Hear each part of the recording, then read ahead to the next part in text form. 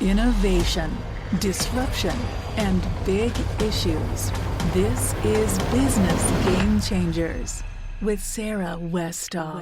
Welcome to Business Game Changers. I'm Sarah Westall. Today we are going to be talking about terrorism and the politics of fear.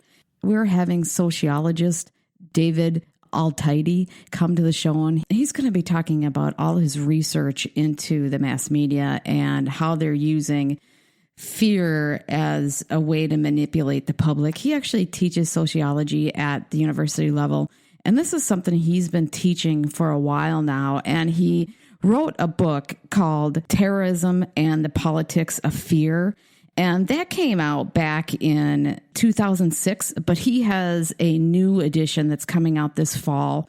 And of course, with all the things that are going on in this world and the never-ending wars in Syria and ISIS and the terrorism that is happening mostly in overseas in the Middle East and not so much here. We get things here and there. But he's going to talk about how that is all tied to the mass media and the way that they're constructing fear in America. And he's going to argue that politicians and decision makers bear much of the blame for the promotion of fear among citizens that result in the loss of civil liberties in return for greater protection. We all are talking about this NSA doing mass surveillance. Is that a good thing? Most people I associate with do not like it, but I've heard many people say, I don't care if they're surveilling us as long as I'm safer. I've heard that many times. I've heard that in my classroom. I've heard that from my friends. I don't like it, but I hear it. And I think it's more people who have never been subjected to government tyranny. They've never been a victim of anything like that, so they don't think it's really possible. But if you ever see it firsthand, that's when you do a 180 and you are not in favor of this stuff. So he's going to come on and talk about this. He's going to talk about how it's in entertainment, it's in popular culture and news. He also talks about how it helps generate profits. It enables political decision makers to cynically manipulate citizens and can lead to major institutional changes, even war. So this is going to be a really interesting, in-depth conversation with David Altheide, and I want to get into that interview now. Hi, David. Welcome to the program. Hey, it's nice to be here and talk about the pressing issues of the day. Yeah, these are important issues, and you have been studying this for many, many years, so it's great to have you on to discuss this. So let's dive right into it. What is the benefit for using fear in propaganda? What are they doing? Why are they doing it? Why is the government or anybody else doing that? Well, propaganda of fear is used because it works. The goal is to get people's attention, to direct them toward either a certain product or a certain policy, or to get their compliance and agreement with some kind of action. And it's intended to mobilize them individually and collectively. And so it works very well. It works, so they keep doing it. So how do people react? What is the outcome, other than it working? What is the outcome of fear-based propaganda? Well, fear is a very distinctive kind of propaganda. I mean, all propaganda, of course, is oriented to basically using information to achieve a goal, to achieving, your particular aim, whatever it is. Fear is very effective because if done right, that is to say, if done for maximum impact, fear basically limits the audience's other options. Fear is grabbing. It seems like it's immediate, and it demands your attention and compliance. So you cut off other options. You basically reduce a good deal of cognitive activity. That is, you're thinking less. and you're feeling more, and it's targeted and aimed at surviving and security and avoiding the threat. And that can be very, very effective if you're a business, a government, an organization that has very, very clear goals in mind. You want to mobilize and direct people and get them to act on your behalf. So what fears do you see today in the media that is, there's a lot of it, but what are you seeing that you can tell that specifically they're using fear-based propaganda on purpose? Well, the sort of the brief history of this to lead up to this, your focus on today is that the category is fear dealing with the security and safety of your life, your way of life, your physical life, and that of your family. And this goes back a long way in the United States for the focus on crime, and maybe we'll return to that in a few minutes. We've had decades of sensational reports about the threat of crime, especially street crime, to our individual safety, to our family safety, and even to our economic well-being. And this has had very important effects because it's led people to focus on street crime rather than, let's say, other kinds of crime, so-called white-collar crime, crime in the suites, corruption, fraud, and things of that sort. Well, because if you look at it, that's an excellent point, because we have mass incarceration issues. I mean, if you look at the charts, it just goes up. It's crazy right now. But yet, at the same time that we're incarcerating people at higher percentages than ever, we aren't doing anything about we shouldn't say doing anything, because we are, but there's been a lot of white-collar criminals, as we all know from the 2008, scandal and things. Sure. Who did not go to prison whereas back in the early 90s when we had the savings and loan situation, we had many, many bankers and many, many, leaders of companies go to prison for that. Yeah, I think, the things you focus on for fear reflect societal values and things that you're trying to promote. So we've tended to stress much more individual responsibility for criminal acts, but mainly street crime and especially violent crime. And in fact, there's more violent crime in the U.S. than some other countries, there's relatively little violent crime compared to street crime. But that's what we focus on. So when people think about crime, they think about violent crime. And that's where, over the years, we've had these unfortunate, disastrous prison policies, 3 strikes and you're out, mandatory sentencing, and so on. Okay, now that's all part of the context, Sarah, for what we're talking about right now. Because fear is cumulative. People become accustomed to being surrounded by fear. And so what we've created in the United States is what I've called in a lot of my work a discourse of fear that we just take for granted. It's like our background noise all the time. And what that means simply is that we have this sense that crime and threat and danger are pervasive. They're all around us. They can happen anytime. And it's almost as though we're just victims waiting to happen. And this has been going on for decades. And in spite of the fact that the United States, with exceptions in some parts of the country, is really very, very safe and very, very predictable. Now, this takes us right up to our current situation over the last decade or so, involving not only drugs but also terrorism. And today, terrorism and immigration, refugees, these are the major sources of fear that politicians are promoting constantly in order to generate public support, in order to get votes, as it were. This last election was the epitome of the height of the politics of fear, and people were played with emotionally. They were manipulated. Numerous distorted and usually untrue statements were being thrown out, and it didn't matter because they were simply trying to get people's votes, attention, and compliance.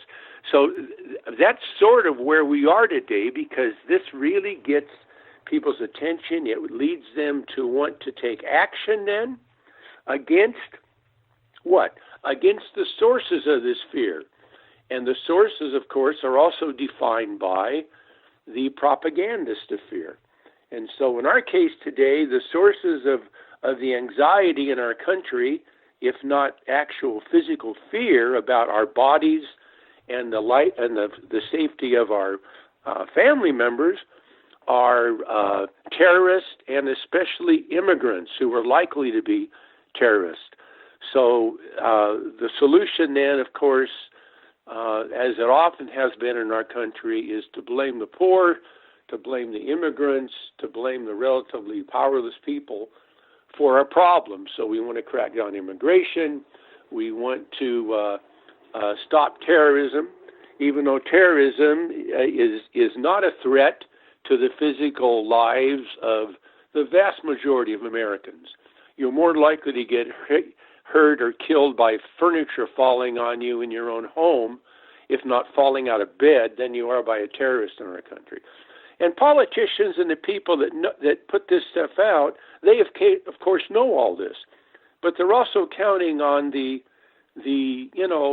lack of focus and attention on the part of a lot of their audience, in this case potential voters, as well as accounting on mobilizing prejudices and often bigotry that sort of lays below the surface for a lot of their constituents that they can tap into and say, yes, in fact, those immigrants from south of the border, they're not only here, with undocumented, but they're also Mexicans. They look different than we are. They speak Spanish. And in fact, they're likely to be terrorists, gang members, and rapists. And I can go along with that. So this becomes very effective. And that's the kind of big picture where we are now. Well, and you saw it on both sides, because you saw the Republicans, whether they are racist or not, are blamed and told that they're racist and bigots. They're bigots. Like every campaign uses that against them. And then the other side was using fear of immigrants. And yeah, there are examples of bigots and immigrants that are dangerous, but the vast majority is not the case. Or it really was used. Well, I had some of the best people in their fields on my show, and I had one of the top neuroscientists in the world, and we talked about the power of propaganda. And he said, and I was worried because we're getting to the point where you can feed messages directly into people's brains. And I'm like, gosh, with propaganda, what are we going to do then where you could just feed it right to the brain? He goes, we're already there. He goes, in fact, I think they're so good at cognitive messaging. They're better than we can do with feeding messages to the brain, because they already know how to tap into fear and all these things. Sure. And he says they've already bypassed, these messages already bypassed just directly putting messages into your brain. Well, yeah, I mean, the key thing that we've known from advertising for a long time is that the most effective messages are those that resonate with people. It's what one really good advertiser called you want to tap a responsive chord, So you want to put imaging out there that people just sort of react to, and they sort of complete the message themselves because they've heard it before, it's they're already familiar with it, and for the most part, they agree with it. So it resonates with them, and those are very powerful messages. And this is something, especially involving foreign policy, that, all sorts of administrations have used this about fear of the other. Much of the whole military in the United States, the support for it and so on, is based on this tremendous fear, and it goes beyond sort of protecting borders and protecting our national interest. It's this constant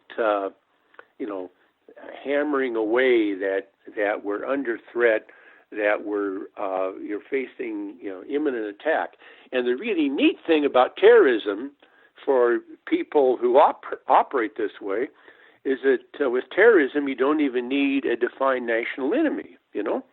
It can be anybody, and they can come up anywhere. And so they're out there among us. So we've developed these massive surveillance programs, and this is really a takeoff, Sarah, from how we developed things to try to do with drug use that came out of our drug wars that gave us a lot of our prison population. The notion that a lot of people are using illegal drugs, and so this is a threat to not only them, but it's a threat to all of us because they're breaking the law, and that it might impede their ability to, let's say, pilot an aircraft or a locomotive or something, or even to work in our hardware store. So to deal with that and to really enforce the law, we push the idea that we can actually not only surveil them buying drugs, but we can surveil their bodies. So we can test them for drugs. And so, we can have them pee in a bottle. We can check hair samples and so on in order to make sure that they're not doing anything wrong. And that's how fear starts feeding very nicely into these ideas about social control and regulation, and this contributes to businesses. It encourages even more efforts and campaigns to try to regulate people, and it often gets a lot of support because this, after all, is keeping us all safe and protecting us, from the enemy. Well, the U.S. passed a recent law, I believe it was 2012, allowing the government to legally do propaganda. Why do you think they actually passed a law saying government can do this? Well, the law I'm not familiar with, really, but I think the idea here is that, propaganda is not necessarily, in every case, a bad thing. For example, when we were trying to get people to stop smoking, and a campaign that's been largely successful, it was decided that, putting out targeted messages to try to discourage smoking and to talk about the medical consequences and so on, the health consequences of smoking, that this was desirable from the standpoint of public health. And so, many people, and certainly I would support that. Say, okay, exactly, yeah. This makes sense, right? The same way, in a more extreme example, would be, messages you might put out to children to try to strongly discourage them, if not almost frighten them from playing in the streets. To keep them from running across freeways. That might be a reason to have propaganda of fear. Right. Well, right. And so, we go along with messages. So it's not so much that every message of fear is bad. It's that, what's the perspective? What's the context? How do we pick and choose? And ultimately, unfortunately, a lot of this comes down to the individual citizen who's got to be able to, sort through these increasingly sophisticated efforts, basically to try to, manipulate you. And as the media have changed so much, this becomes much more difficult because with the rise of social media, as everyone knows, as the media have become more instantaneous, personal, and visual now, we no longer really even need the sort of mass media to put out a lot of information that might serve to frighten us or something. But now there's all these individual choices out there. They're all over the web. There's numerous blogs and so forth that put out all kinds of information that is,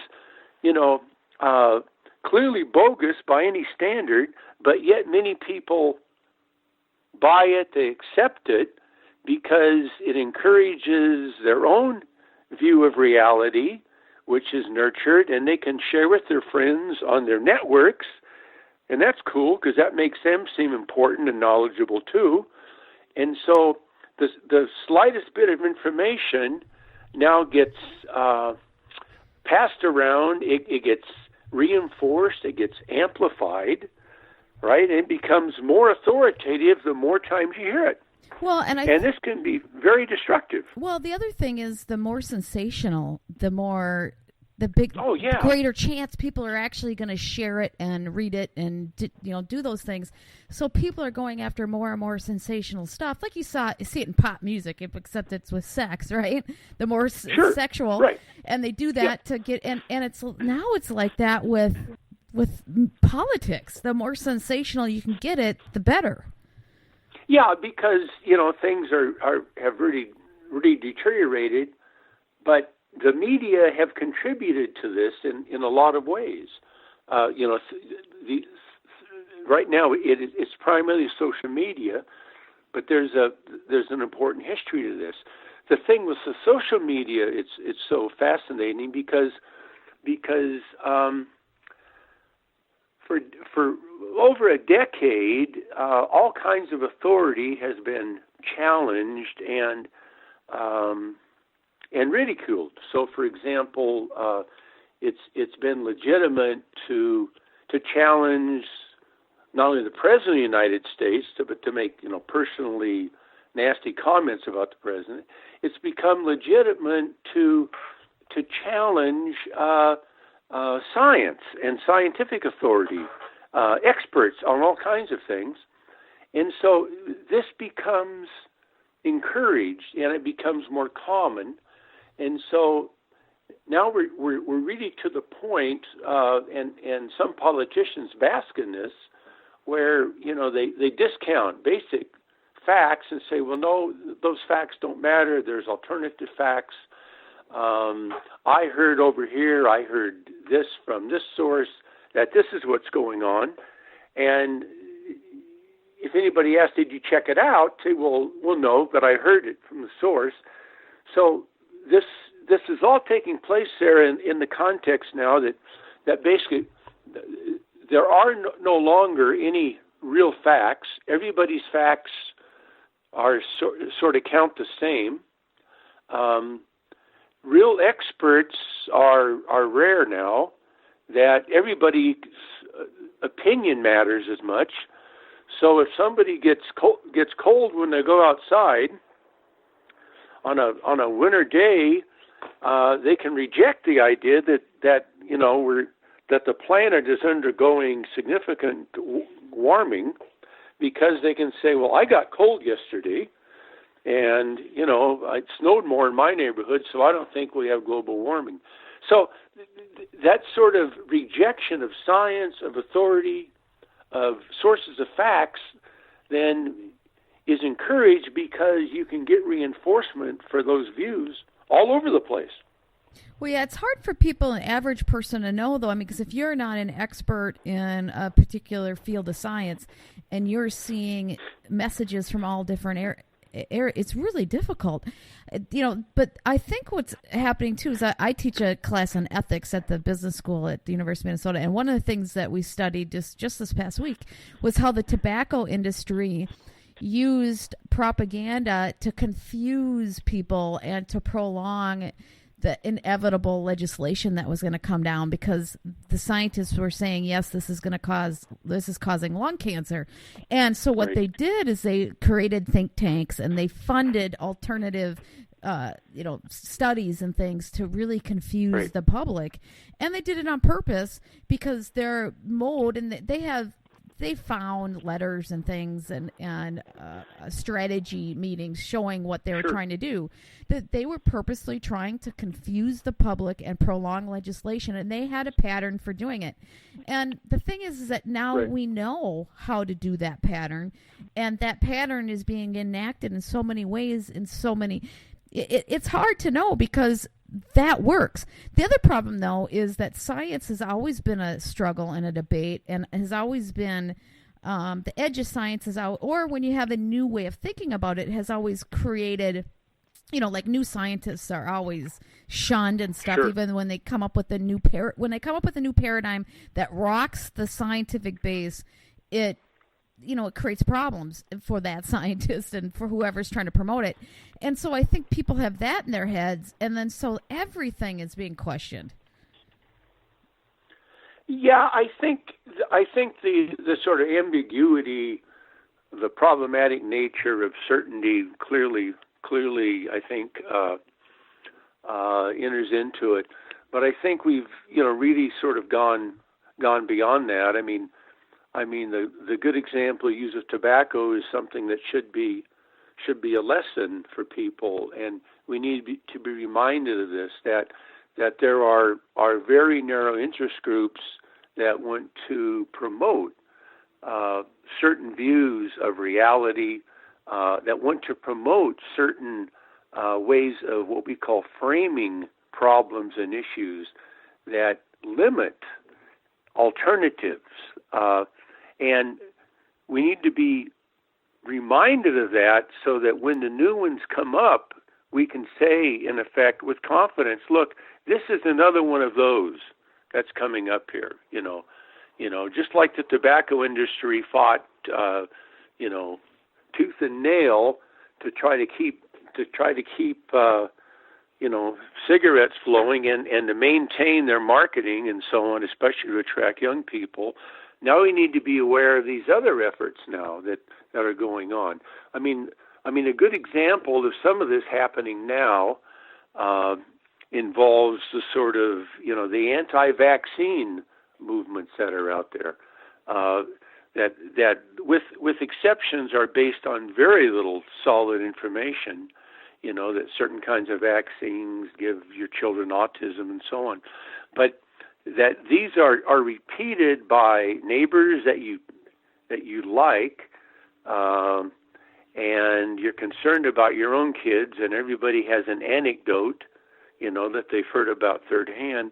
It becomes very easy to say in this general context of mistrust that we're in, yes, so I'm not going to vaccinate my kid, and the impact this has on what the epidemiologists refer to as herd vaccination and herd immunity and so on are, really, really quite profound.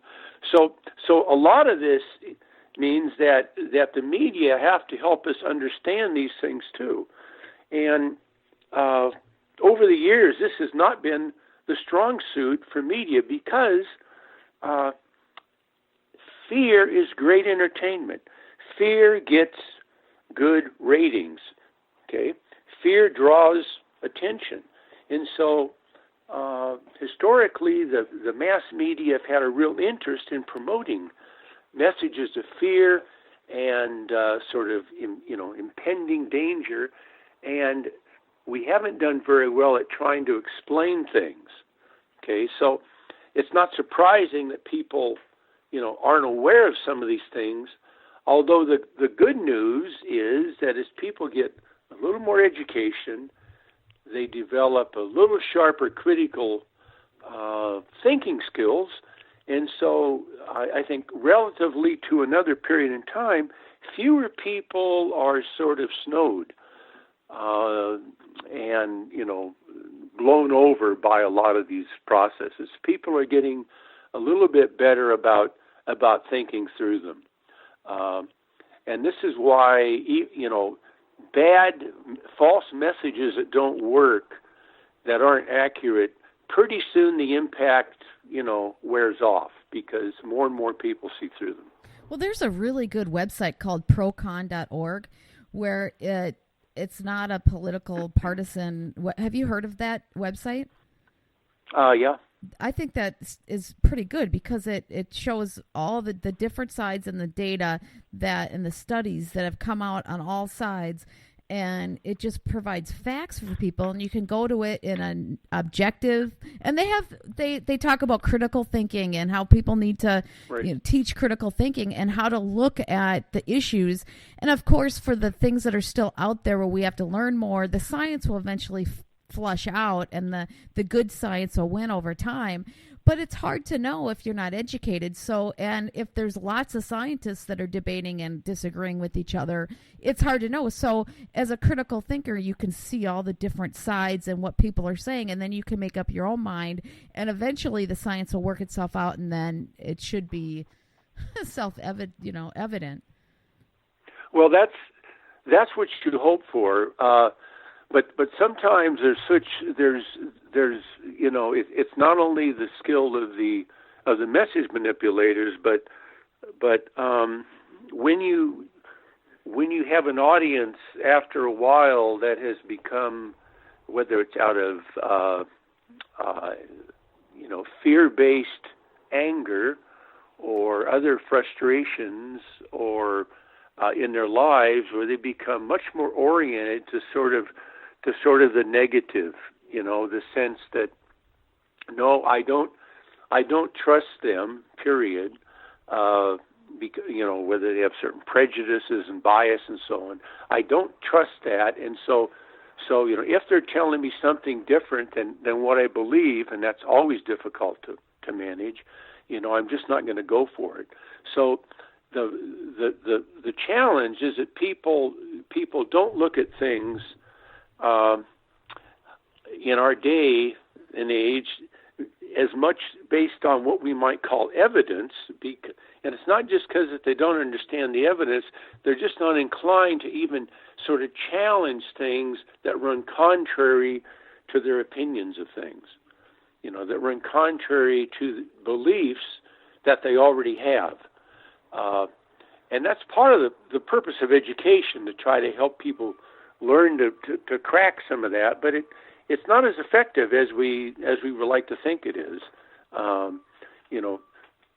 Beliefs and prejudices that people find that they can reinforce in their daily lives are very difficult to crack, especially when we have at the national level, and this is where leadership's so important, where we have national leaders basically demeaning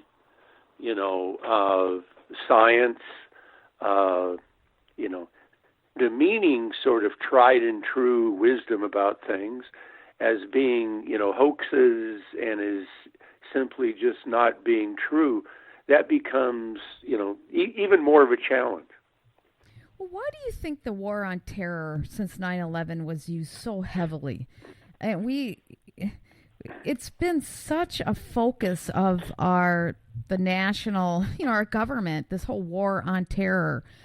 What's the deal with that? Well, I think the main thing, Sarah, is that it's effective. When But what do you think show they're trying to promote? Like, what specific, the increased surveillance, the going into more war. Why are we doing this to our people? Well, the main reason, I think, is to enact more social control and to get more compliance with a narrower view about social order, how the world operates, and how we can regulate it more efficiently. When you can exact more compliance from people, this is a very significant sort of political weapon, And there's interest in this. You've got to remember, in the United States, there is a massive arms military industry, okay? And that doesn't mean the military are always trying to promote false things. That's not my point at all. But there's a very strong interest there, okay? So viewing the world in a certain way matters. It has very important consequences. The other thing you've got to keep in mind is that there's many businesses, and not all related to arms and so on, but many businesses that benefit from this sort of terror narrative that we've gotten into. Think of surveillance. I mean, this massive surveillance industry that's taken off. Everything from companies that make cameras to organizations that engage in various kinds of domestic spying and so forth. It's been absolutely incredible, some of the consequences of this. I mean, what we've done with domestic surveillance is just amazing. I mean, a massive study that was done, 7 or 8 years ago about the sort of the spy business. I mean, there's over 1,300 government organizations involving some 2,000 companies that are now employing some, close to 1 million people with top secret security clearances, and they're putting out thousands of reports a year that almost nobody even looks at. I mean, so there's a benefit to this, definitely. And the other thing, too, is that nobody wants to be stuck with being blamed if something untoward happens, okay? So when 9/11 happens, there's a lot of blame, finger pointing, and so on. And so nobody wants to be in that position of saying, well, if it happens again, we're going to do, whose head's going to roll on that? So they start taking these draconian measures. People are willing to forego certain civil liberties in order to do things that ostensibly are going to make us safer. Okay, and so there's a number of forces that really get behind it, but especially encouraging is this notion that it's the other people out there, and by that I mean people who are not Americans, people who are different from us, who have different cultures, and those are the people we need to be worried about. And that, of course, carries over into the problems we've had for well over 100 years in this country involving immigrants and new people coming in. We've always treated immigrants pretty shabbily, and this most current level is just kind of an extreme step up. But isn't that a basic tenet, reaching into people? Because it's kind of the tribal thing that we have, us against them, that whole tribal, they're different. Tapping into their different core thing Sure. that we have as an animal. And they use it against us to propagate whatever message they want and get whatever, to get elected or whatever else they're trying to get accomplished. Yeah, I think that's it. But these things become far more sophisticated. It's just not saying, it's your family, it's your tribe. It's saying, okay, well, we're going to tell you what that looks like. We're going to tell you. It's laughable for anybody with a high school understanding of history that to say that the United States is not all about immigration. It's fascinating. So when you get people holding high office making statements about we've got this dominant American culture that we're losing, and really what they're talking about is race and ethnicity and religion, and so we know, what the true mix really is, and anybody who's not of that is sort of suspect. Okay, people who are pushing that are of course playing to these other sentiments, and they're trying to mobilize that, and they're trying to use that and exploit that for their own benefit. Well, and in the long run, of course, it's a very dangerous thing to do for the world. Well, we do have an issue with drugs, right? If you're talking about the Mexican border, my husband's from Mexico, right? So my children are actually Mexican citizens. They're dual citizens. But we really have a serious issue with drugs over the border, and a lot of violence in that area. But I think we're taking it to an extreme, and then because we're up here in Minnesota, and my daughter's getting comments, towards her. And I think it's important that people understand the context of what is trying to be solved and not use it in such a broad brushstroke that everybody who's Mexican is dangerous. It needs to be put into perspective of what it is that we're trying to get accomplished and what it is that is being done, instead of creating fear just so they can get that agenda passed. Yeah, I think there's that, but it also involves, I think, and this is where the media could have been more helpful on these things, is going to great pains to figure out, okay, what are the things that people don't understand about these issues, and then if you're a responsible journalism organization, you say, okay, now, so we've got to figure out a way to make sure people understand that situation. And drug is a good example, all right? The problem of drugs in the United States isn't that they're coming over the border from Mexico. That's just a small detail of it. The problem is the drug appetite in the United States, and how this is tied into a number of other very basic issues. Well, and let's face it. The CIA. Well, but the CIA has long been involved with drugs, and our government itself has been involved in the drug trade, and there's some issues there, and so we know that it's not just drugs coming up from Mexico, but we do know that the Mexican border is a very dangerous place, and it needs to be dealt with. But I do think understanding that issue is so important, because there's a lot of people that are getting hurt in that process. A lot of people die trying to get across that border. And why is that? And why doesn't Mexico step up their game as well, so that people have more, there's more incentive to stay in Mexico and flourish in that economy? They have a lot of corruption there. We have corruption too here. Let's not kid ourselves. But the corruption in Mexico really needs to be dealt with. It's not the United States government issue to deal with corruption, but Mexico needs to step it up a bit, and having money sent back from people in this country to Mexico really helps their economy. I mean, let's face it. Yeah, I mean, we're a regional economy. I live in the San Diego area, and the local business people here are just appalled at the propaganda messages about the anti-border stuff that are going on, and they're doing everything that they can to try to offset that. Because so you get to see it firsthand.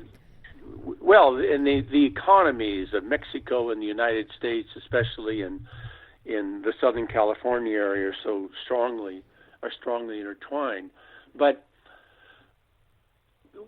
with the border per se, I mean, there's a lot of misinformation out there about the nature of drugs, how dangerous it is, and so forth. Terrorism is a virtually non-entity, non-starter when you talk about terrorists coming across our border in the United States. But these fears have been put out there by a lot of messages about keeping our borders safe and secure. And so bordering becomes another thing that matters a great deal, that's manipulated about our safety and security. And it's all tied into fear. And it's this constant sense you get out there about that we're in grave danger, we're subject to attack anytime, and we need drastic measures in order to protect us, to keep us safe. You could say the same thing about people's understanding about our economy. Many people in the U.S. don't have the foggiest idea about how our economy works, including things like how these various trade deals work. Again, almost nobody with a modicum of understanding really believes that in NAFTA and some of these other deals that we've had going over the years, that these are the main responsible sources for job change, job loss in the country. But that, again, becomes something very easy to blame. Fear and propaganda simplifies. It reduces complexities. It points to a very reachable, observable target of blame that we can focus on and scapegoat, and that will take care of the problem. And that's one reason it's very effective. Well, Glenn Greenwald had a talk that he gave at TED that's phenomenal, that I recommend everybody to listen to. And he talks about the mass surveillance and how that affects society. It's a really good talk about how mass surveillance actually changes people's behavior, and you're afraid to do things, and we're shutting down innovation and people being Sure. able to speak out and say what they think. Yeah, this kind of, sort of auto surveillance. So you start regulating this kind of, chilling effect, that it begins to have, and the anti-immigration sentiment in the United States now has reached, some sort of peak levels that we haven't been at for, you've got to go back for decades to find it. The religious discrimination, fear when it's pushed right with the propaganda of fear, it opens up the doors. It makes it okay now to attack people, if not physically, verbally, to say things in public that maybe you've only thought about privately, especially when you get, again, national leaders openly stating things in very discriminatory, bigoted ways. This opens up the door for things. So we're experiencing this, massive reaction today against Jews, against Mexican American heritage people, and of course against races, and because you start pulling inward, you start saying, okay, so all these people have been threats to us. They've been marginalized. They've been on the fringes. They've been hurting us, and now we need to protect ourselves. So it's time we tighten things up around the sort of the true folk, the true, real, God-chosen people here. And this starts creating some nasty problems, what the immigration and custom enforcement people are doing in Southern California and some other parts of the country is just devastating, where you What now is going got on? What are you seeing? People. Well, you've got, some of the raids they're engaging in, some of the harassments about people that might be undocumented, the fear that people are operating under all the time, in San not Diego, cooperating with police. Are you seeing people who are Americans who look like they might not be being targeted? Oh, sure. This has been going on for a long time. Any large numbers of Mexican American people are being suspect today, and you can see it, and you can talk to many of them, and they will tell you about about situations and scenarios. There's many news reports about this. I mean, and people who are here without documentation but have lived in the country for a long time, their lives change. They're afraid to go out of the house, they're afraid to take their kids to school and so on. This sort of fear is not an accident. This is being generated. Okay, it's being generated in order to, maintain tighter compliance, to maintain tighter control, to sort of keep people on edge. And that's unfortunate. Okay, and this has some nasty political consequences. It doesn't make for a shared society. What are the nasty political consequences that you see ultimately from the current propaganda of fear that's going on? Well, one of the things, Sarah, is it starts making people less willing to participate in and engage and support in public life, in public spaces. Okay, public spaces are become easier to avoid. So things get more privatized. Yes, I see that already. Yes. You pull back. In the extreme case, people living more in, in gated communities and those kind of things. But you pull back. Support for public institutions, public schools drops off. There's a push toward more privatized chartered schools and so forth.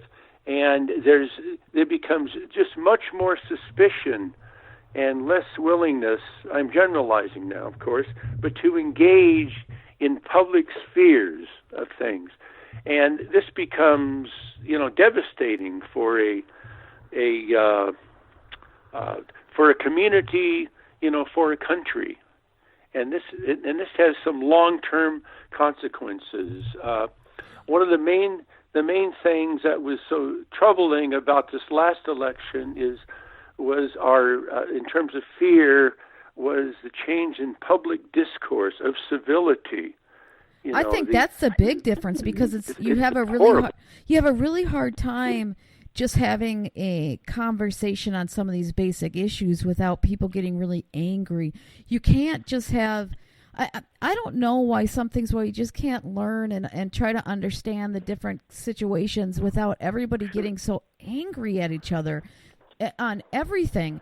And it's kind of gotten out of control in that. It has gotten out of control on so many issues.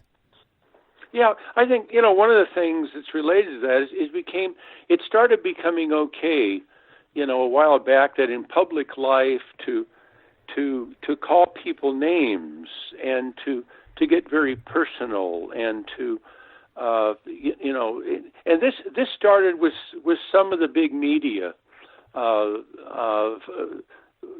It's well documented. Fox News really pushed a lot of this in starting personal, sort of nasty attacks on people, challenging their basic integrity and so forth.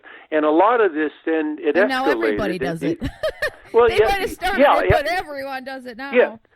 Yeah. I mean, it became okay to do that, and to not only demean somebody's, intelligence, but their character. I mean, this last campaign where we had the things that were said about women, the things that were said about minority groups, about a physically disabled reporter and so on.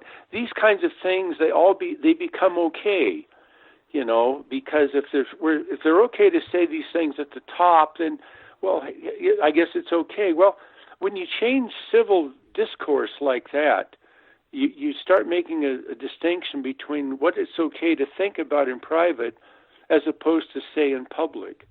And our public speech and our public manners matter a great deal. And that's, I think, been one of the toughest things, because it's okay to say nasty things about people who are beneath you, outside of you, who aren't, truly members of your chosen group. And that can be horrible. Yeah, it can be. Well, how can people learn more about you and get your books? Because you've written, what's the official name of your book? I know it's about fear-based propaganda. Well, I have a new edition of a book coming out called Terrorism, the Politics of Fear. And that'll be out in August. It'll be the same name. It'll just be edition 2? Okay. Yeah, there was one out in 2006, and then I wrote a book called Creating Fear, and I wrote another book that was published a year ago called The Media Syndrome, and people can find those on Amazon and elsewhere if they're interested. Okay, well, thank you so much for joining us today. I know you didn't. I don't think you had enough time, but you made it. So thank you so much. Terrific. And have a great weekend. Okay, thanks again. Bye now. Yeah, bye.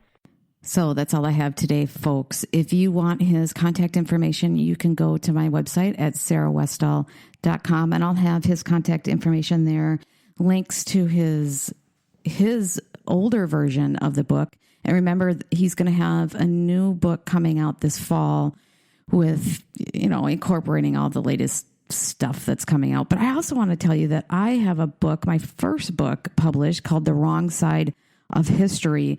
And it's based on the interview that I did with Senator Richard Black about Syria. He wrote a letter to Assad, and then he took a trip to Syria. The book includes the full letter and includes a full transcript of my interview with him, and then also some additional things that I added in there, pictures, and I also wrote. There's some additional content that I added. But for people who do not like to listen to podcasts, watch videos, a book might be a great alternative for them to get that same information. The information is so important. I might not be a Pulitzer Prize winning author, and I won't be soon, but the information is at least that important. So if you could get that out to people somehow, share it, do whatever you can, tell them that it's available on book form so they can get that information on what's really going on in Syria. Really appreciate. I don't want to be, have our tax money be used to create a mass slaughter. He believes over 4 million people will be slaughtered if Assad falls. Essentially, the whole region will be cleansed. It'll be a mass catastrophe, and we are behind that. And I think people need to know that. I fundamentally believe that if citizens understood what we were doing, it would stop today. This would not continue. But people just are not aware of what's really going on in the world. And it's so important that we become educated and aware so that we stop having these atrocities being committed in our name with our tax money. And I'm not anti-defense. And he's been a military person his whole life. He's not coming at it from a traditional anti-war activism standpoint. He's just trying to share the basic information. Who would want to be behind the Holocaust? And essentially, this will be our version of the Holocaust. And who wants to be behind that? So please share that information. Again, you can go to sarahwestall.com. You can get a copy of the book there. It's only available on ebook on Amazon. However, I will have a paperback version available next week. It's only $4.99, just trying to cover my costs and time, not trying to make a killing, just trying to get the information out there.